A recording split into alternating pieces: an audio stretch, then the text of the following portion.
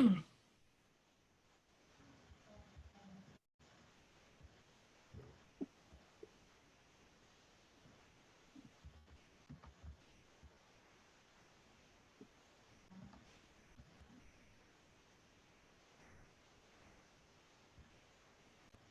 everybody for joining us. My name is Aman Bashir.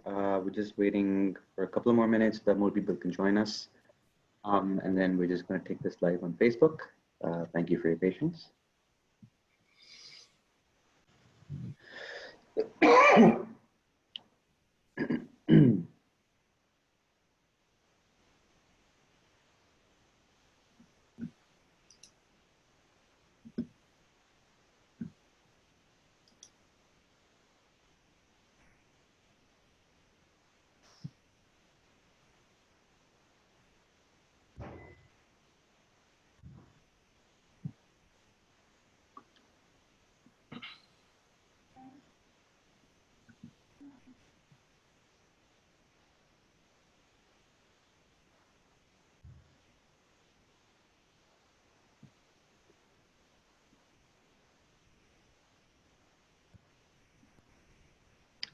Hi, hello everyone. My name is Aman Bashir and I am an Education Advisor. And thank you for joining us live on Zoom as well as on Facebook today.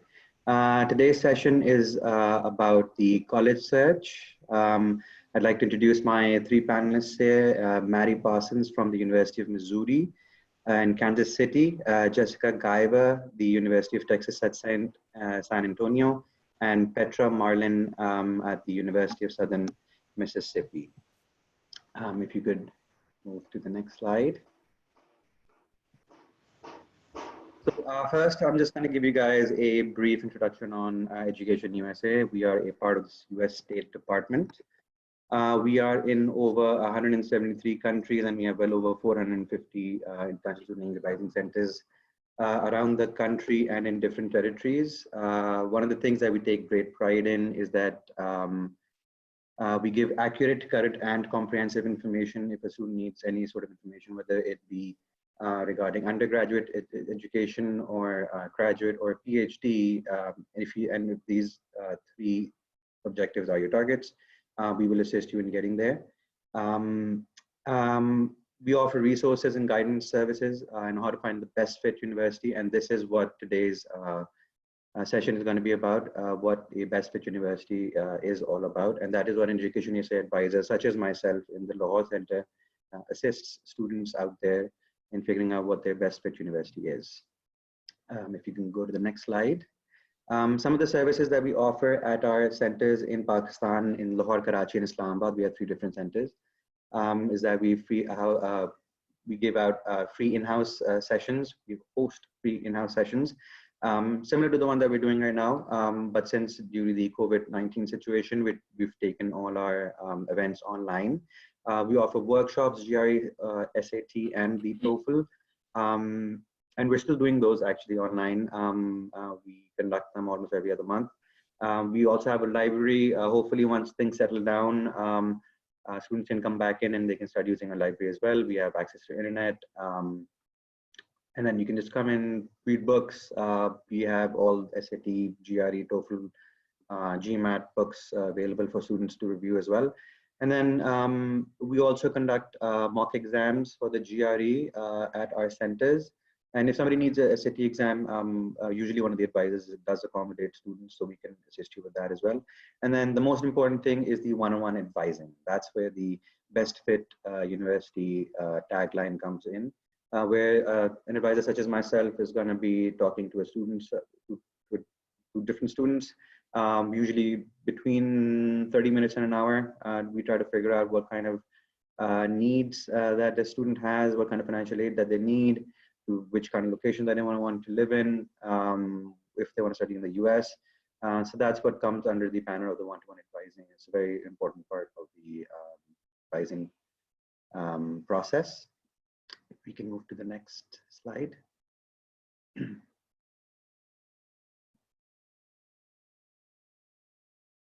Sorry, it's stuck. I am okay. Yeah, to move to the next slide.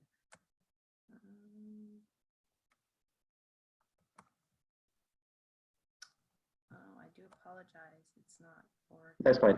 While you move to the next slide, what I'll just say is that studying in the US is the reason why we promote studying in the US is that there's recognition of the university degrees, there's quality education. I myself am a graduate from the Pennsylvania State University. I did my undergrad in economics from there. Huge amounts of diversity, and definitely everybody knows that the funding is, the US universities give a lot of funding to their students. The student life is quite brilliant on campus and off campus. And then the flexibility of what you can study is also great in the US, considering sometimes you just don't know what you want to study, so you can just go undecided to the US, and that's perfectly fine. If you can go to the next slide. In Education USA, these are the 5 things that we promote. Number 1 is researching your options. These are the 5 steps to US study. Number 1 will be researching your options. Number 2 will be how will we finance your education once you've researched which options that you are going to go for. Then completing your application. Finally, if you get accepted, and when you get accepted, you apply for a visa. And then the last step, which is number 5, is the pre-departure orientation that we host in Lahore, Karachi, and Islamabad. Now I just want to deep dive into how you will search for a university, shortlisting different universities. There's over 3,500 universities in the US. So what you need to do first initially is you'll go to bigfuture.collegepo.org. Once the website opens up, as you can see the circled button, you're going to press search for colleges. Once you press that, it's going to take you to a new page on the next slide. And then as you can see right now, it says 3,713 different college options. Most of the universities are on this, if not all of them. On the left side, as you can see, there's an entire column and it says test scores and selectivity, types of school, location. These are all filters. How do we figure out which school is good for you ideally? Is that what we're going to do is we're going to start filling out these filters one by one. And then if you go on to the next slide, you'll see that, say for example, I can give you my own example. I needed to live, when I was going to the US, one of the conditions that my parents put on me was that you're going to live near your sister, which was in Pennsylvania. She lives near Harrisburg, Mechanicsburg. So then I just input her, as you can see, 17050 is the zip code for Mechanicsburg, and then it had to be in a 50-mile radius. And then once we did that, all the 3,700 and something universities got shortlisted, and then 28 results are left. As you can see on the top, in the green, that's what it says. So this is how I personally did my college search. It had to be somewhere in the tri-state area, which is Pennsylvania, New York, or New Jersey. And then this is by location. Like, for example, if you have friends or a family member who you need to go and live at their house, because for any reason, like you don't want to live on campus because of affordability, or you just need your friends and family near you. So it depends, but location is one of the ways that you can go about shortlisting universities. And then on the next slide, I'll show you guys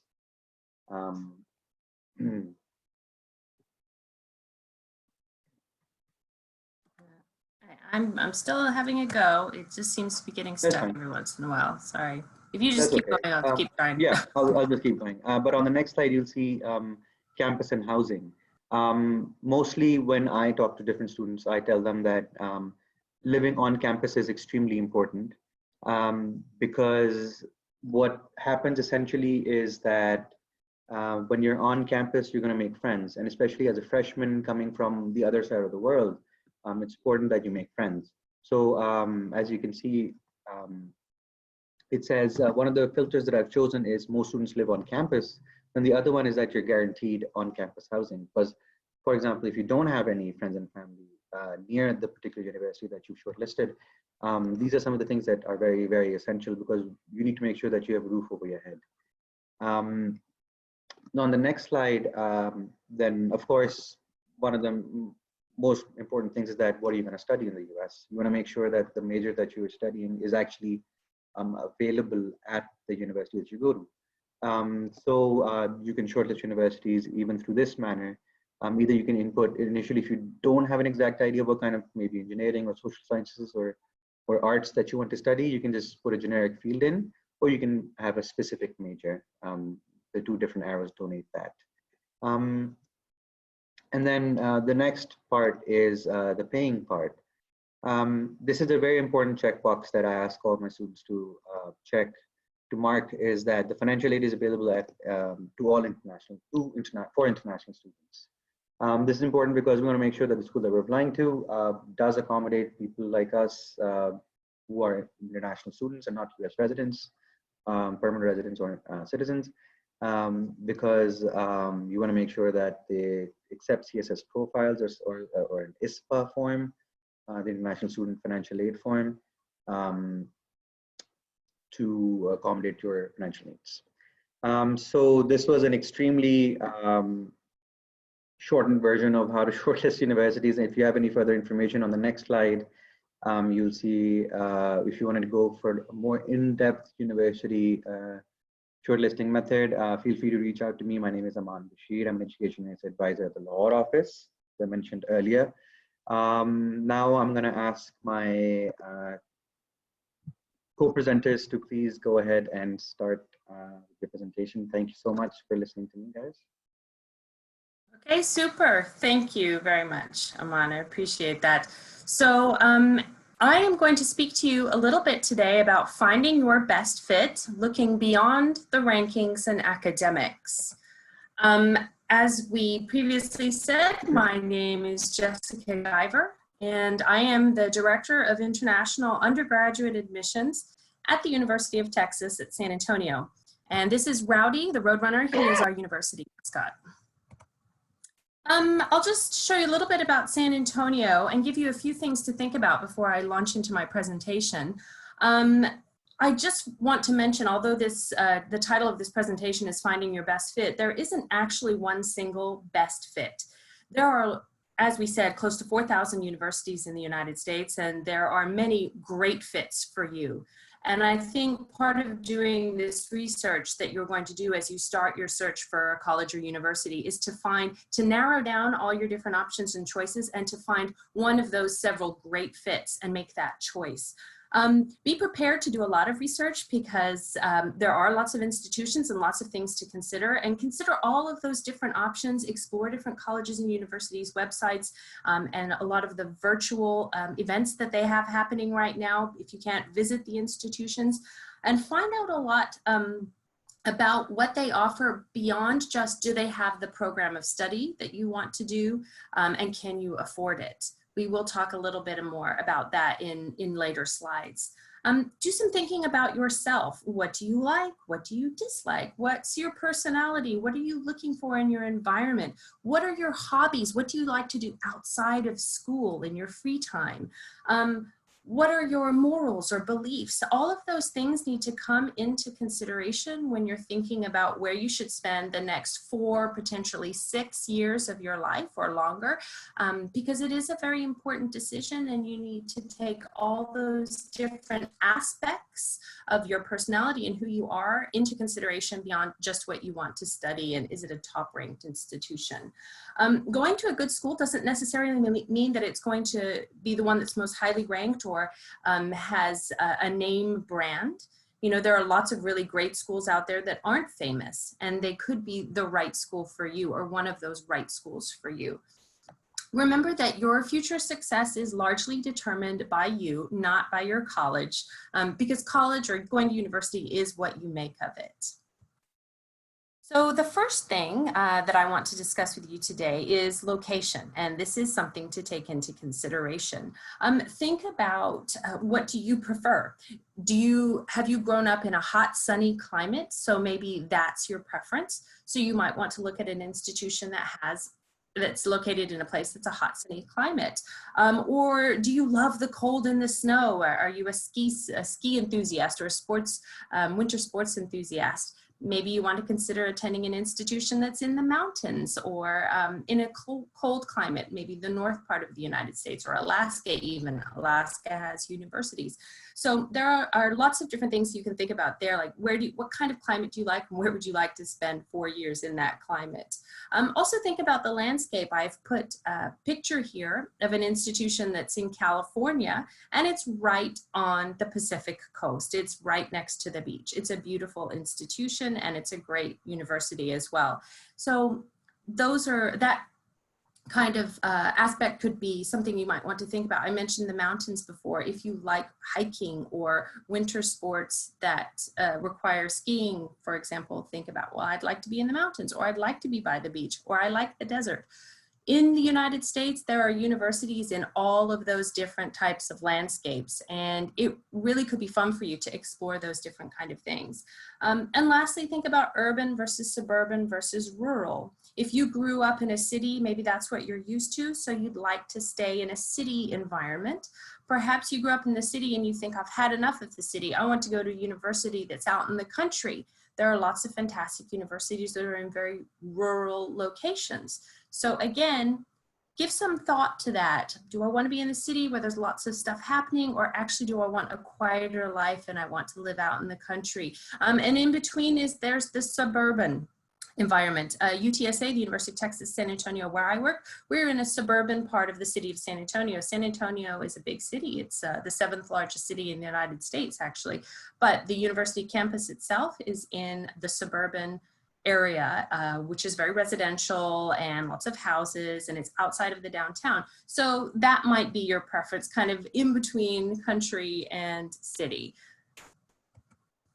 All right, next item is the campus culture. So thinking about student life, diversity, student support, all of these things are very important. What do you want from your college environment?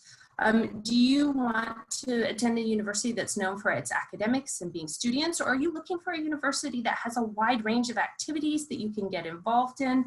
This is where thinking about your hobbies comes into play.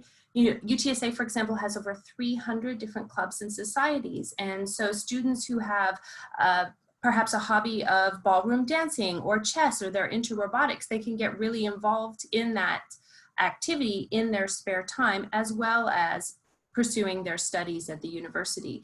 So looking at the student life can really help make that decision. And if you go to a website of a college or university, generally they'll have a lot of information on student life on campus, the campus environment, and even if you can't visit, you might be able to get a really good feel for that. Of course, most universities these days have YouTube sites and videos, so I'd really recommend you do a lot of video watching as you're doing your college or university search, so that you're able to get a good feel for the campus life. And the same thing for diversity. Would you like to attend a campus that has students from 150 different countries around the world, or maybe more of a monocultural institution? And in the US, there are both of those. The University of Texas at San Antonio is a Hispanic serving institution, so that's something to be aware of. At UTSA, the majority of our students are coming from a Hispanic background and ancestry, and so we're known as that, and you really feel that on our campus culture, that influence of particularly Mexican American. And so it's a fantastic environment, and it makes it a little bit different. So again, you might not have thought about that, but definitely give it some thought. Student support is of course going to be really important. You will want to check out that the university that you're thinking of going to has one-on-one tutoring, for example, or if English isn't your first language and you'd really like some additional English language help, do they have a buddy system? Do they have additional English language resources? Do they have academic support, writing support? Most universities will do, but if that's really important to you, make sure that the universities you're looking at have really emphasized their student support services on their website, so that you can get a good feel of, if I attend this institution, do I feel like they're really helping me throughout my college career? Or is it an institution that kind of maybe is more hands-off and relies on students to help themselves? And there are institutions like that as well. And then, of course, there's size. You know, of the 4,000 universities in the United States, there are some that are less than 1,000 students population, and there are some that are 50 to 60,000 students population. So that's a huge difference between small institutions and large institutions. And it kind of goes along with what we were saying about the size of a city. You know, do you want to be in a place where if you're at a small institution, everybody knows your name, it's very personalized, it's like a very small community feeling, and everyone knows everybody else's business.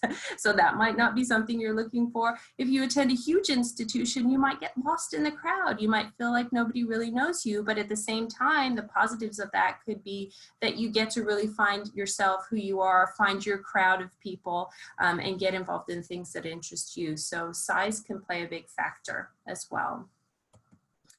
Lastly, we're going to look at employability. And I think, let's face it, the main reason why many of you are looking at attending college or university in the United States is because you want to find a good job after you graduate. You want to be set up on your chosen career path.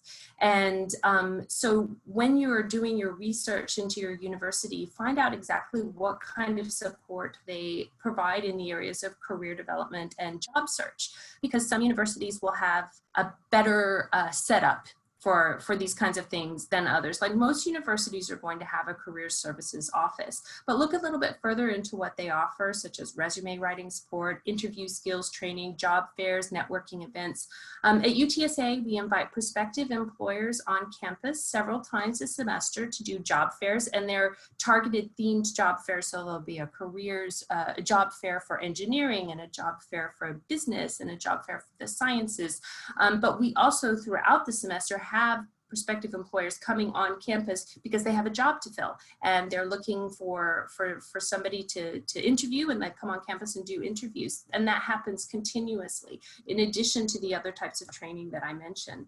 We also have networking events for students so that they can have this learn the skills they need to be effective networkers. Because once you hit the real world, as it were, you're going to have to do a lot of networking, and that's not a skill that comes naturally. You need to be trained and learn how to be an effective networker. So does your institution provide those kinds of extra skills that are very important for your future? Equally important is providing opportunities for experiential learning. So theoretical learning takes place in the classroom, but does the institution provide opportunities for you to have a practical hands-on experience while you're studying? At UTSA, almost all of our academic degree programs have some sort of experiential learning component as a required part of the degree. And I think that's really essential. So you learn in the classroom and then you apply what you learned either to a capstone project or some research project or an internship, something that provides you with those real practical skills that you can then put on your resume and take away with you when you graduate and you're having those interviews with prospective employers, and you can say, yes, I've done that. I've done that in a real world environment. And I have actually, done those kinds of job tasks that you're looking for, not just learned about them in the classroom. So most institutions are going to help with the job search, but it's only one part of the overall career development process as you're looking to move on after you graduate. So make sure that the university that you choose helps you throughout that entire experience and gives you that best chance of landing your dream job. So that's it in a nutshell for me. So I'm just going to say thank you. Here is my contact email. So if you have any questions, I'm happy to follow up afterwards, and I'll move it on to next. I think that's you, Petra. That is. Okay. So I'm going to focus a little bit more on the cost aspect of choosing a college or university, and talk about some of the things to consider there. So you're considering your budget, so how much you have available to you to spend, and what your cost of attendance is going to be. And I'm going to talk a little bit more about how to be a smart shopper. Some myths that, and here's okay, I'll introduce my puppy real quick, just because the puppy's up and we work at home. I knew that was going to happen. So the There are some myths out there that students tend to think that the more scholarship I get, the lower the cost of my attendance is going to be, and that's not necessarily true, because I'm going to go over some of the other aspects of what plays into the cost of attendance. And if you're looking at a school that has very high tuition, even though you got a fairly substantial scholarship, it may still be over your budget. And then we'll also talk about, go back real quick, the school's I-20 and cost of attendance, and knowing exactly how much you'll need, because the cost that's reflected on that I-20 cost is not necessarily always accurate. It could be that there are some expenses that might not have been included in that cost. So we're going to go over all the expenses that you should be looking at and expecting to see. Okay, you can go to the next slide. Okay, so your cost of attendance is made up of your tuition and then sometimes fees if you're taking some classes like some of the more science-based classes, and you may see some additional lab fees, plus your cost of living. So cost of living includes your housing, your meals, maybe cost of transportation if you live in a large city, your books, your health insurance, and personal spending if you maybe want to go out to eat or see a movie or something like that. All of those things make up your cost of attendance. Okay, we can go to the next slide. All right, so how do you calculate your tuition costs? So one thing a lot of schools list is their tuition rate, and they'll say and you're gonna look at the non-resident tuition unless a school has a special deal for international students where they're giving them maybe the in-state or the resident tuition rate. Generally, if you're looking at a private institution, that's gonna be one tuition rate for any student that attends. If you're looking at a public institution, then the taxpayers of that state get a little bit of a cut in tuition usually because they're paying taxes and the state's funding that university. So if you're looking at a public institution, then you're looking at the non-resident tuition cost because you'd be considered non-resident. And what is that base rate? Does it include additional hours? Most of the base rate tuitions are based off of 12 credit hours, which is the minimum that a student needs to take. But in all honesty, if you're an undergraduate student, in order to graduate in 4 years, you have to take 15 credit hours per semester, unless you're taking some summer classes, but then you're still going to end up paying for those as well, right? So look at what that includes. So for example, the University of Southern Mississippi is very generous in that sense. And in our base tuition rate, you can take up to 19 credits. And a lot of our international students take advantage of that. What are the scholarships that are available? So are there automatic merit scholarships? Are there merit scholarships you have to apply for? Some schools also have honors colleges that you might get automatically accepted to if you have a very high GPA and test score. Or it may have a separate application process, but a good number of those honors colleges, if they do have an application process, some of them offer scholarships, but some of them you also have to pay extra to attend. Just depends on the school. Do they give just partial funding scholarships, or do they offer full tuition scholarships? Or in some cases, do they offer a full ride? So for example, our honors college does have a presidential scholarship students can apply for. It's usually not very, it's a smaller number of students that get it, but it's available. Are the scholarships that you're getting renewable? I've seen some schools where they'll give international students a scholarship for the first year to be very attractive. And then they can maybe renew it, but it might not be as much for the second year. So really look into the details of the scholarship if you're awarded a scholarship. We talked about this with the base tuition rate. What's the maximum number of credits you can take at base tuition? So do be mindful and aware of that. Does the school offer in-state tuition for courses taken over the summer? So a lot of schools want to boost their summer attendance, and so that's important to look at that if you're generally paying a non-resident rate. And let me just also mention that most scholarships cannot be applied to summer courses. So your scholarship is generally applied over the fall and spring semesters, but in the summer then you have to pay the regular rate. So having that option to have in-state tuition for summer courses is great. And then as you begin receiving scholarship offers, take a closer look at your bottom line for tuition from each school. So this time of year, when that kind of May 1 deadline starts rolling around and students are starting to choose where they're going to go, I'll get emails that say, well, but I got a $30,000 scholarship from such and such school. And then I go and look at such and such school, and the tuition is, you know, $60,000 or something ridiculous like that. And I go, well, your tuition is still going to be, you know, $20,000 or however much it is. And then I pull up our tuition and go, this is how much you would still pay here, and here's what your scholarship is here. So so I really try to educate students as they're making those decisions, and trying to look at what is it that you're going to pay at the end of the year and what is your budget. Okay, we can go to the next slide. All right, so the next one is calculating your cost of living. So there's a lot of different factors that play into cost of living, right? When you're looking at the paperwork for the I-20, generally it's going to tell you, here's your estimated cost of tuition, here's your estimated cost for housing and meals. How does the school determine those housing and meal costs? You can always ask the admission counselor, what is that based off of? We're very clear on our forms that it's based off of the most reasonable on-campus residence option.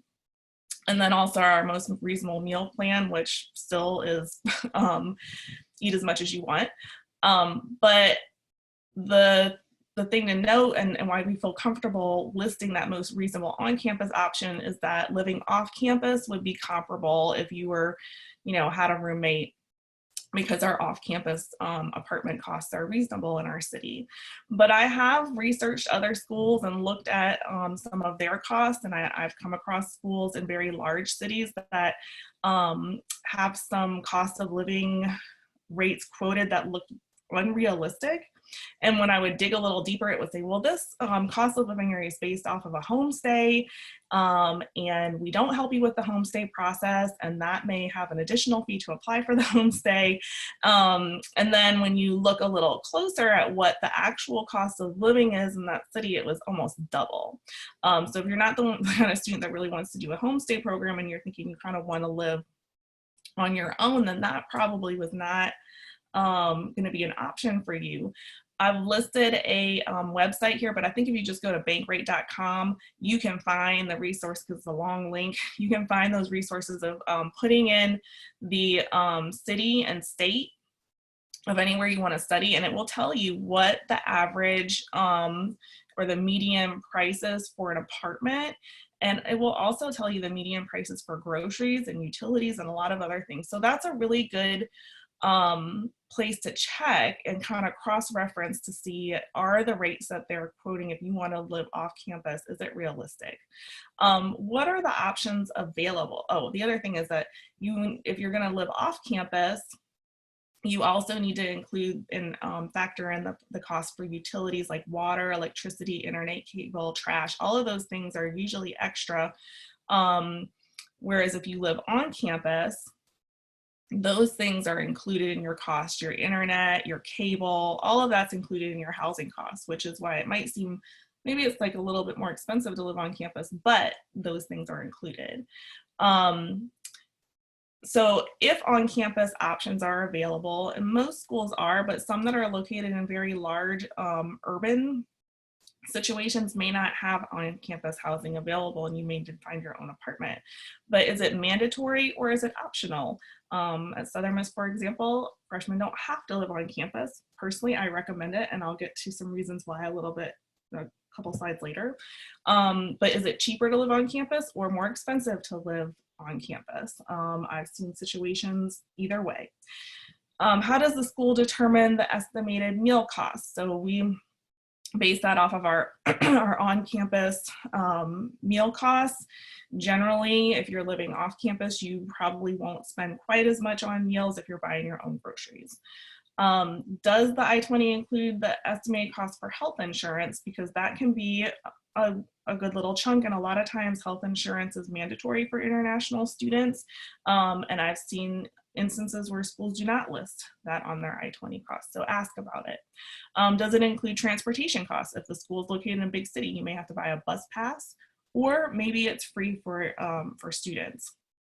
And then, are there books and supplies included in that price list? Usually that's at least $1,000 or $1,200 a year.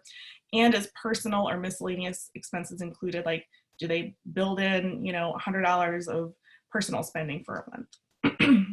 Okay, next slide. I've just included this nice little map that is published every year by the National Low Income Housing Coalition in the United States. So it's on the website, it's updated every year, but it's a map of the United States that basically tells you how much you would need to make per hour working 40 hours a week in order to afford a fair market rent 2-bedroom rental home. So that would either be, I guess, a house or an apartment.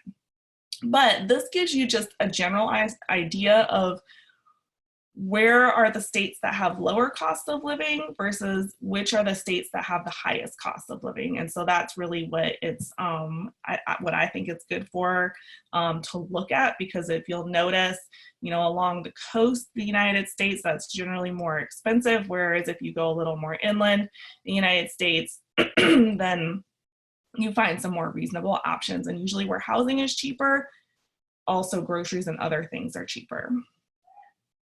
Okay, you can go to the next slide. Okay, and then also look at on-campus job options. Most campuses will offer job options, but some may have more or less available. You're never guaranteed a campus job, and it's not a way to pay for your entire education. This is considered supplemental income. You can't apply it towards your I-20 or anything like that.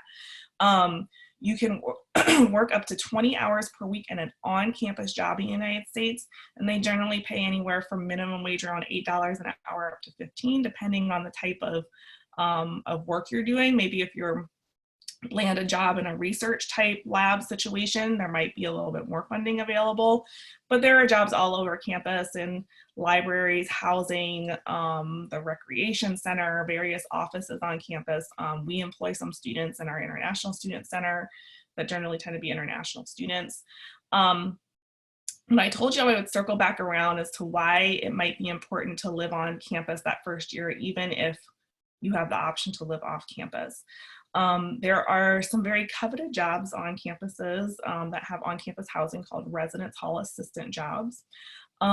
These jobs provide the most financial benefit because generally, in addition to the 20-hour, you can work 20 hours a week where you're on call and you still make your hourly wage. Plus, you usually also get free room and board and a private room. And sometimes even health insurance is included. And so when you look at that for our institution, that's almost $10,000 a year right there with all of those things included. So this is a good reason to try to live on campus your first year, because generally they require that you have the experience of living on campus. If you're a graduate student, at our institution, you can also live on campus if you're a graduate student, and I suppose could apply for one of those jobs, but because we do have upper class housing for older students. But for graduate students, you're usually looking at assistantships where you're being offered a stipend, and usually your tuition is covered, and that means you're teaching a class or grading papers or something like that. So you just have to look at how to apply for those when you're applying to schools. All right, so this is just a little bit about the University of Southern Mississippi. We're located in Hattiesburg, Mississippi. Those other stars are just up there to show you where we are in relation to New Orleans or Dallas or Atlanta. We're about 2 hours from the city of New Orleans. We are a Division I school for athletics, and we're a Carnegie Research Intensive University. Excuse me. And we're one of 130 institutions that have R1 research designation, meaning we're an institution of very high research activity. I've listed some unique majors over here. We offer polymer science and engineering, which is material science. We've had a lot of international students come not knowing what that was and switch into it because it's a very lucrative major where you can either find jobs easily or move on into further education, doctoral programs.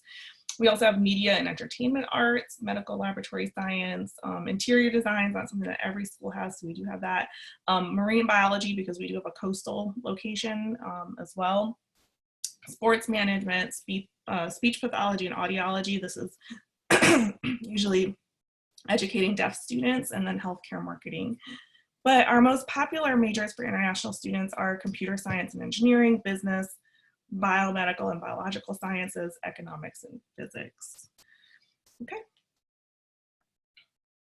I just wanted to highlight two of our Pakistani seniors who are graduating this year.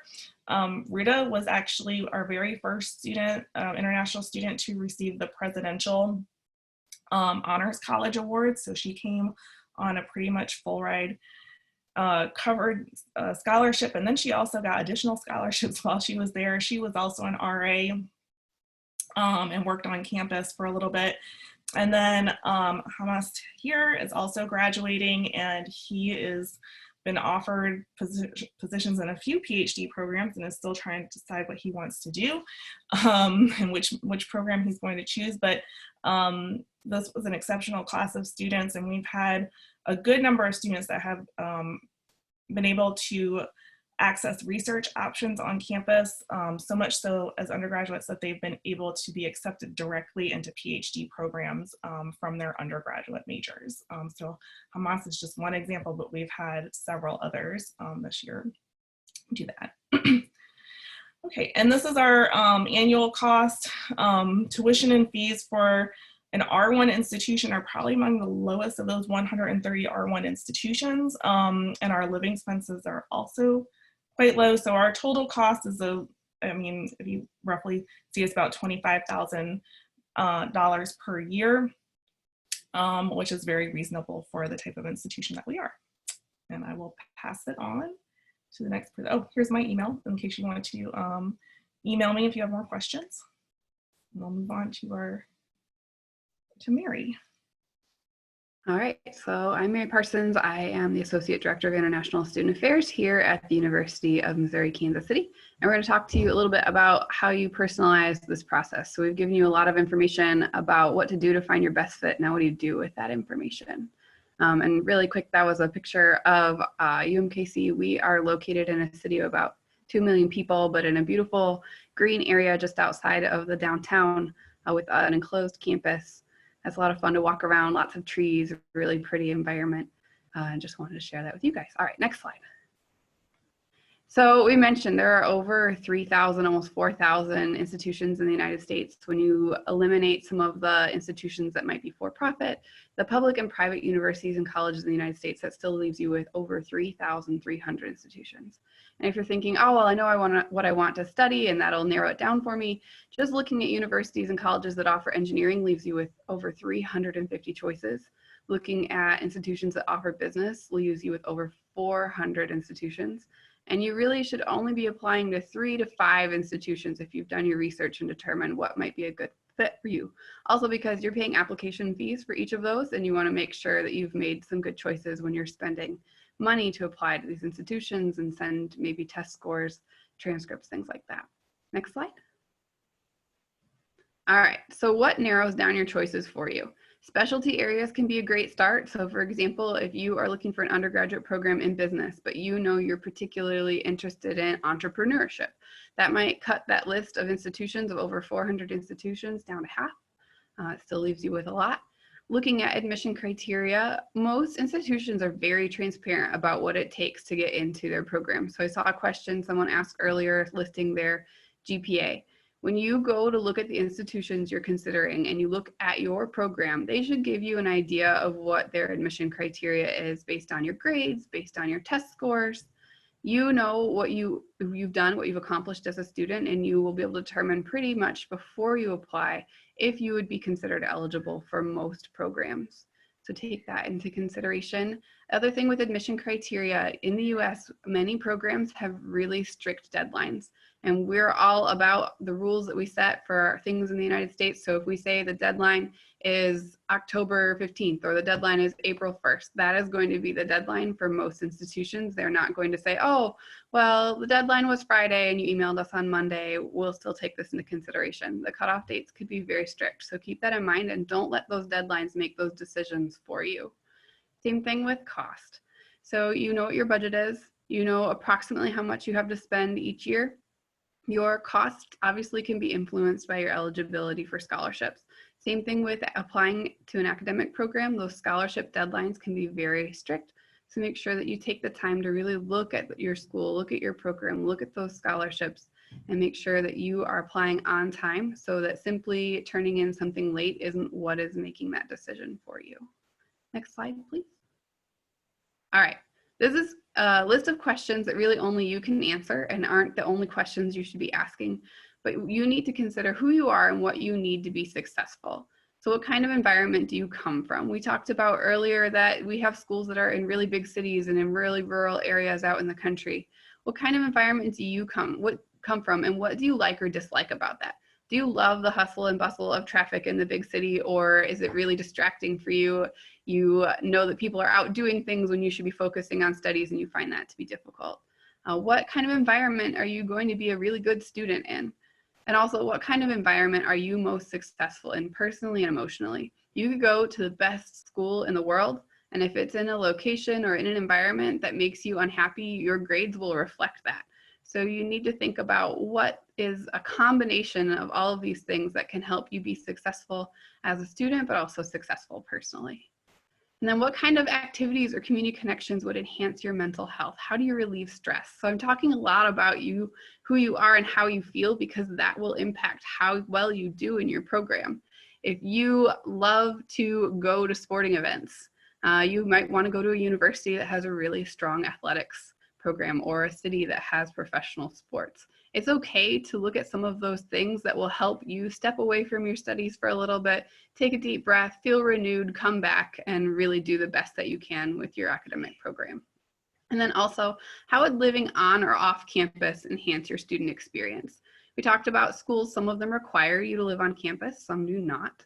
And you may be thinking, you know what, I don't want to live on campus, I want to live in an apartment by myself, I don't want to deal with roommates. But the question is that really the best choice for you? Is that really the best choice for your success? And it may be. You are the only one who can answer these questions for you. But often living with a roommate, whether that's on or off campus, is helpful for you. Obviously, it reduces your costs, but it also gives you someone who's there at the end of the day when you're coming into a new environment and you may not know anyone yet. All right, next scholarship, please. Or next slide, please. So I have some examples for you. This is a student named Mary at age 17. This is actually a senior photo of myself. I was undecided in what I wanted to study, probably something in the humanities. I'm from a really small town, very close-knit community. I was a pretty good student, and all I knew is that I wanted to study abroad. So if you think about that profile, if you sent someone like Mary at age 17 from a really small town into a big city like New York City, and an institution that doesn't have on-campus housing, that's a lot to navigate right out the door, trying to figure out how to get around the city, trying to find a place to live, trying to make friends, trying to do all of that might have been too much. So for example, with this student, a good fit was a small to medium-sized school, a residential campus with dormitories. And what that means is a lot of schools have dormitories, but they don't necessarily require you to live there. It may not have very many people present there during the weekend. So when it's a residential campus, that is where students are living for the majority of their time. They are on campus and doing things. So a strong on-campus community with active organizations. This institution would need to have strong academic offerings. We mentioned earlier in the United States, you don't necessarily have to know, especially at the undergraduate level, what it is that you want to study. You can start in different programs and change as you continue. Most institutions will ask that you know what you want by the end of your second year so they can make sure that you can graduate on time. And then for me, it was really important that I had someone else from my community that was at my school. I graduated with a very small class. My entire high school was 140 people, and it was the only high school in my area. So for me, when I went to a school with 1,400 people, and some of you may be going, oh, there's more than that in a single class where you're at, that was really big for me. So that was a good size for me. I went to a small residential liberal arts college in a rural area, and I was successful. Next slide. This is Casey Rue. He is actually the UMKC mascot, and we are going to say he is 23 years old and interested in studying computer science. He is from a bigger area, but he's used to having lots of friends and family around. He does not want to live on campus, and he's interested in US food, culture, and music. So a good fit for Casey Rue might be a medium to large size school in an urban area. He obviously doesn't want to live on campus, so it needs to be an institution that does not require you to live on campus. He's probably needs a strong university-city relationship because he's going to be living off campus. He needs the kind of community that he has access to all kinds of things to get involved off campus and to get involved on campus. And also for him, it might be important that his cultural group is represented in the student population or in a city with a strong sense of community. So for example, Casey Rue, if he goes to UMKC where I work, he would have a Pakistani Student Association. He would have a group off campus also that would be really supportive within the city. He would look for a medium public university in an urban setting. Next slide. So a little bit about UMKC. We are an institution of over 16,000 students. We have about 1,100 international students. And like I mentioned before, we are in a city of about 2 million people. Our institution is a public research institution. We offer bachelor's, master's, and doctoral programs. And we do have an active Pakistani Student Association. We, as an office, I work for the International Student Affairs Office, help host a culture night event that our Pakistani students always attend and have a booth and share a lot of information with our students, both international students, domestic, and with our community. Next slide. And this is an enormous list, but it is a list of all of the programs that we offer at UMKC. What this means for you is that you're surrounded by people that are doing all different kinds of things. Your roommate might be studying pharmacy while you're studying economics, and you get the benefit of learning from the people that you are around every day on a daily basis. At the bottom, you'll see that we do offer automatic academic scholarships in arts and sciences, our business management program in computing and engineering, and performance scholarships from our Conservatory of Music, Dance, and Theater. Next slide. And I just want to say thank you for everyone for coming and listening to us today. We're obviously happy to answer your questions. This one last picture, this is not on our campus. This is in the city of Kansas City. Most of you obviously have been impacted by stay-at-home orders, and life has changed a little bit, which impacted graduation ceremonies around the country and around the world.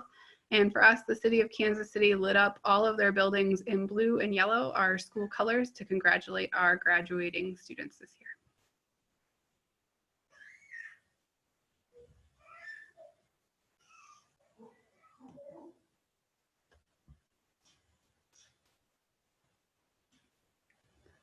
Aman, you are muted. Sorry about that.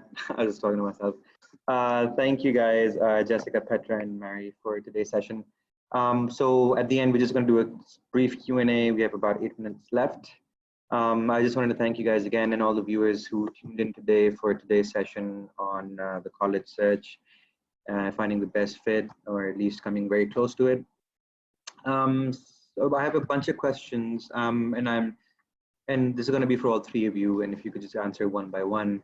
One of the questions is, do you offer any tuition fee waiver for international students who want to pursue masters? This is a bit off-topic question, but fee waivers for master's students. So I'll say typically for master's students, it's going to depend on each school, but also that particular academic unit. So there may be assistantships available. Assistantships often cover partial or full tuition. It's uncommon that they would cover housing, but they may, depending on the type of institution. So it's really hard to answer exactly what that would look like for you because it varies institution to institution. And that's why it's really important to take that time and do your research and look into the program and the institution, as well as the additional costs that would be associated with attending. Perfect. So one of the questions is that, is it possible for me to get a loan from the university to pay back later to study there? Is that an option available for international students? I mean, generally speaking, I've had that question before, so I don't know if there are some schools that offer that option. I think there might be like a handful that maybe do. Most public institutions do not. And I've seen international students have a loan, but it has to be co-signed by a US citizen or permanent resident. So if you have a family member in the United States, then you can apply for a student loan and have them co-sign for you. But in general, the campuses themselves do not offer loan options. And if anybody else knows anything otherwise, that chime in. But if it is an option, then it's probably with a private institution that has set something up through their institution. When we see students with loans, they've typically established those loans in their home country, just to avoid having to find a US citizen cosigner. Right, like in India, we see a lot of students with loans, and I've seen students with loans like from Ecuador, like certain countries. I see it more than others, I think. Okay, that does make sense to get a loan from your home country.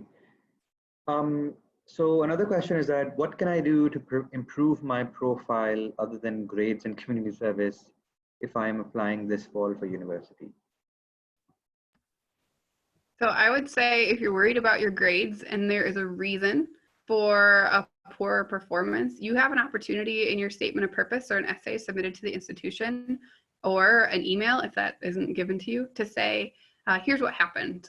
Maybe your first year of high school, you weren't a very good student, you didn't concentrate or focus on classes, and you realized over a period of time that you really had different goals that weren't going to be well represented or well accomplished by those grades. So you learned to focus, you learned to do, you attended tutoring, whatever it is you did to improve yourself as a student that says those first year grades don't reflect me. Look at my accomplishments going forward. I overcame this challenge. That's something that institutions will take into consideration if you take the time to explain what is it that's changed about you that makes you a better student than what those poorer grades represent.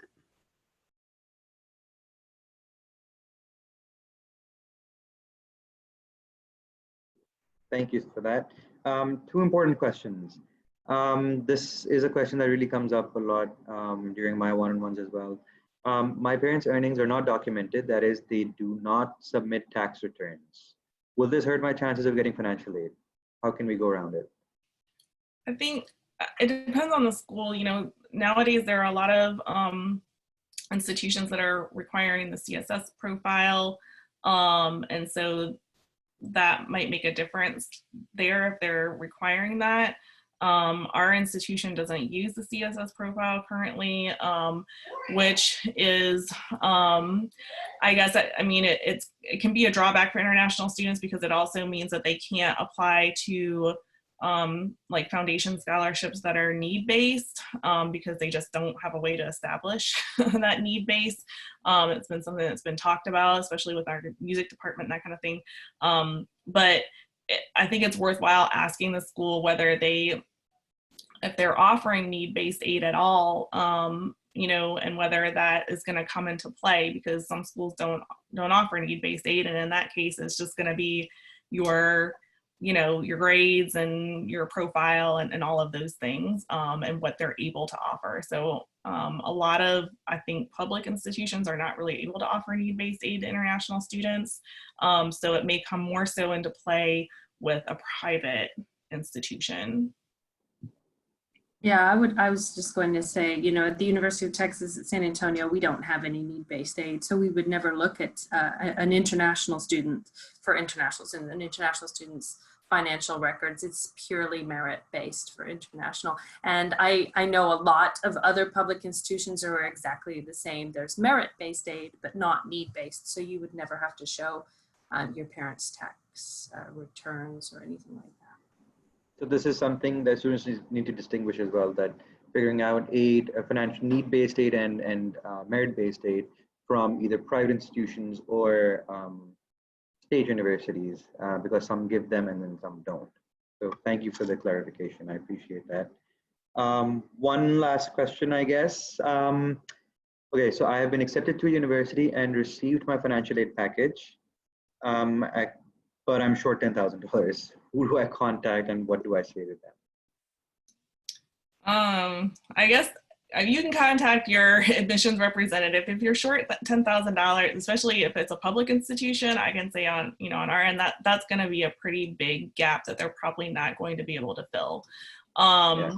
If it's a private institution, you can try to contact them and see if they have any backfill. But again, that's a pretty big gap. Generally, if a school has some kind of money to play with, it's usually, anywhere from 500 to maybe up to 2,000 if they're being very generous. But like, I know for our institution, I'm not given any kind of play money to play around with. But there are some schools that have kind of like a little bit of a carrot if a student comes and says, oh, I'm short, $500 or $1,000. And generally it's probably going to be for that 1 year just to get them to come. But in my experience, you're usually not going to see someone go, oh, okay, yeah, $10,000. Yeah. And I think this is something that's really important to emphasize to all students. I do get this question a lot about, cost, and I can't afford it. Attending institution in the United States is expensive. It will cost you money. There are not lots of free ride scholarships. It's an investment for you and your family and maybe your extended family.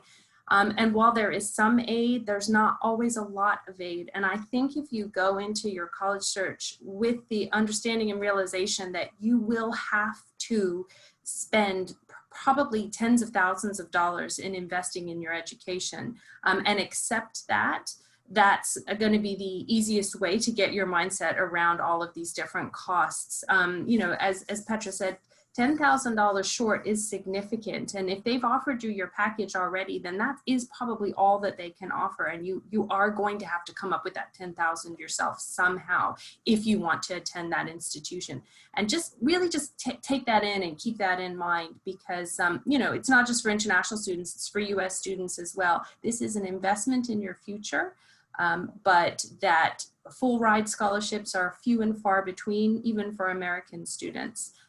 The majority of students, they do make a huge investment and take out loans, as you said, and figure out ways to pay for this education. Really quick, there are third-party scholarships that are sometimes available. So for example, on our website, we list any scholarship that we are informed of that international students might be eligible for. They could be national, they could be regional, they could be specific to an academic program or women in STEM, something like that. That's a lot of work, and it takes a lot of research, a lot of essay writing, a lot of applications, but it can pay off, and it can start to lessen that gap between what you have available to you and what you're going to owe. Some of them are renewable, some of them are one-time awards, but if you put in a lot of work, you can come up with some substantial funds that way to help out. And I will add too that a lot of those, a lot of these great scholarships have early deadlines. Mm-hmm. And so, like University of Southern Mississippi has automatic merit awards that go up to full tuition, but you have to apply by the deadline, as you mentioned, Mary. Mm-hmm. You have to have your test scores in on time.